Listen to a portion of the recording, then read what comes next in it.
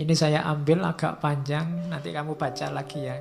Kalau pagi hari engkau bangun, biar cara mikirnya positif, kamu kan biasanya masalahmu itu kan berhubungan dengan orang lain. Katanya Markus, pagi hari engkau bangun, bilanglah pada dirimu, orang-orang yang berhubungan denganku hari ini, ada yang usil, tidak sopan, arogan, curang, iri hati, dengki. Mereka seperti itu karena mereka belum bisa membedakan yang baik dan buruk. Sementara aku telah mengerti indahnya kebajikan, kotornya kejahatan, dan tahu bahwa para pendosa tersebut memiliki sifat sepertiku. Bukan sama dalam hal darah dan kelahiran, namun sama-sama memiliki akal dan unsur ketuhanan. Tidak seorang pun dari mereka dapat menyakitiku, tidak seorang pun dapat membuatku kotor. Aku pun tidak pantas marah pada mereka atau membenci mereka. Kami dilahirkan untuk bekerja sama seperti kaki, tangan, dan mata, sebagaimana dua baris gigi atas dan bawah. Saling menghalangi itu tidak alami. Demikian pula saling marah dan saling membelakangi. Itu nanti hidupmu nyaman. Akan ketemu orang yang bikin kamu mangkel, bikin kamu jengkel, bikin kamu benci, pasti. Tapi ingatlah bahwa mungkin kejelekan yang mereka lakukan itu karena mereka tidak sadar. Sementara kamu sekarang sadar. Dan diingat juga bahwa orang lain itu punya kualifikasi sama persis kayak dirimu, yang tidak pantas untuk kamu benci. Dan jangan takut, mereka tidak akan bisa membuatmu kotor kalau kamu sendiri tidak mengotori jiwamu. Nah, ini nanti kamu jadi mantap. Kalau ini nanti panjang, kamu baca lagi. Kalau kamu pagi hari bangun kok males, kamu baca ini. Saat fajar terbit, saat engkau malas bangun, katakan pada dirimu, aku harus bekerja sebagai manusia. Aku harus menawar apa lagi untuk bekerja, sebagaimana tugas kelahiranku. Ayo bangun, kan maunya itu, kerjalah. Tanyakan pada dirimu, kalau masih nggak mau bangun, apakah tujuanku diciptakan itu untuk ini, meringkuk di bawah selimut dan mereguk kehangatan. Nah, terus kan kamu tetap bisa jawab, tapi kan nikmat. Namun betapa nikmat seperti ini. Ditanya lagi sama Markus, jadi engkau lahir untuk mencari kenikmatan, bukan untuk bertindak dan mencari pengalaman. Tidakkah engkau lihat tanaman, burung, semut, laba-laba, lebah, semua menjalankan tugasnya, membuat harmoni dunia terjaga sekuat mereka bisa. Mengapa engkau tidak segera menjalankan tuntutan alamiahmu? Terus kamu jawab lagi, tapi kan bukankah orang itu harus istirahat, ada tidurnya juga? Jawabnya Markus, setuju. Namun alam memberi batas untuk itu, sebagaimana dengan makan dan minum. Dan engkau telah melampaui batas. Ini sudah jam 9. Ya. Ya. Ndak ono jam 9. Engkau telah berlebih dalam istirahat, namun kurang dalam bekerja. Engkau tidak cukup mencintai dirimu. Engkau tidak mencintai sifat alamimu dan tugasmu. Orang yang mencintai tugasnya, mengabdikan diri dan menjalankannya, bahkan kadang sampai lupa makan dan mandi. Sementara kamu lupa tugasmu gara-gara tidur. Apakah engkau tidak menghormati dirimu sendiri sebagaimana pelukis mencintai lukisan, penari mencintai tarian, orang pelit mencintai uangnya, atau pemburu jabatan mencintai statusnya? Saat mereka benar-benar dipengaruhi oleh yang mereka kerjakan, mereka bahkan tidak makan dan minum karena menjalankan kecintaan mereka.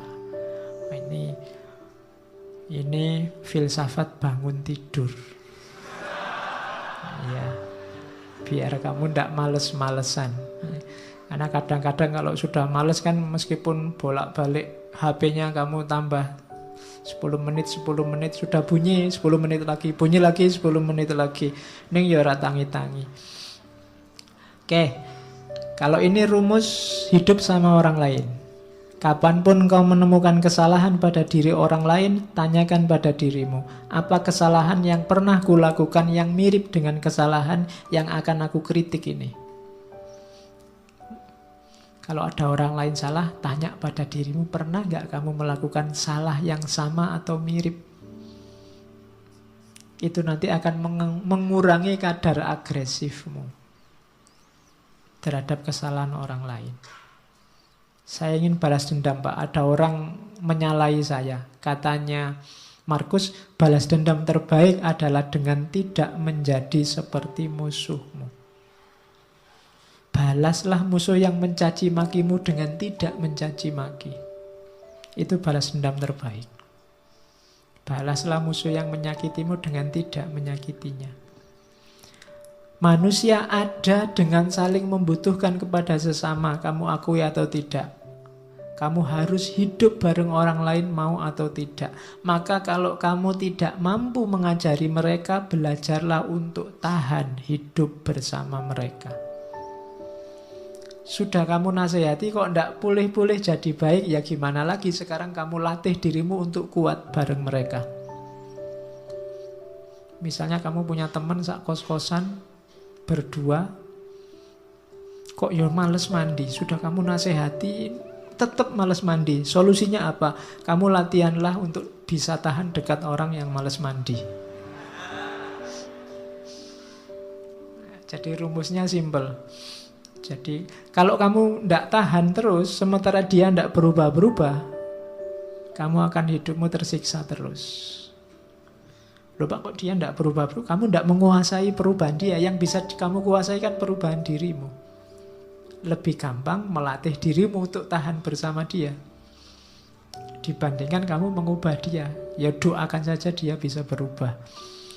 Tapi kalau tidak, kamu kuat hidup bersamanya. Kemudian lagi, lakukan apapun yang kamu inginkan. Bahkan jika engkau memecah belah dirimu, sebagian besar orang akan melakukan hal yang sama seperti sebelumnya. Ini maksudnya, kamu jangan terlalu pusing dengan kelakuan orang lain, tindakan orang lain. Kayak tadi, wah orang Indonesia ini kok tambah tidak toleran orang ini. Kamu kan sumpek sendiri. Sudahlah, kamu lakukan yang menurutmu baik. Kalau kamu ingin mengubah mereka, bahkan sampai kamu mecah-mecah dirimu, kamu katanya Markus, mereka akan balik lagi seperti adanya. Itulah karakternya manusia. Terus merasa sayang pada orang lain meskipun mereka melakukan banyak kesalahan adalah sifat uniknya manusia. Engkau dapat melakukannya. Cukup dengan mengakui bahwa mereka juga manusia. Mereka melakukan itu karena tidak sadar. Berlawanan dengan kata hati mereka. Dan kita semua akhirnya akan sama-sama mati tidak lama lagi. Kita ini hidup bareng-bareng, ada orang yang salah, ada orang yang bisa diingatkan, ada orang yang tidak bisa diingatkan. Pada akhirnya sebentar lagi semuanya mati, maka kamu tidak usah terlalu sibuk, terlalu bingung dengan itu. Tidak masalah. Ingatlah, mereka tidak benar-benar menyakitimu, dan mereka tidak melenyapkan atau mengubahmu, melenyapkan kemampuanmu untuk milih. Hidupmu tetap bebas tanpa harus terikat oleh mereka, meskipun kamu hidup bersama mereka. If any man despise me, kalau ada orang menjahatiku, itu urusannya dia. Urusanku adalah tidak melakukan atau mengatakan sesuatu yang layak dicela. Jadi kalau ada orang jahat padamu, kalau ada orang menyakitimu, itu sebenarnya tidak ada urusan denganmu. Urusannya dia. Pak, nanti kalau saya dibohongi orang, bohong itu urusannya dia. Urusanmu adalah jangan melakukan tindakan tercela, itu aja.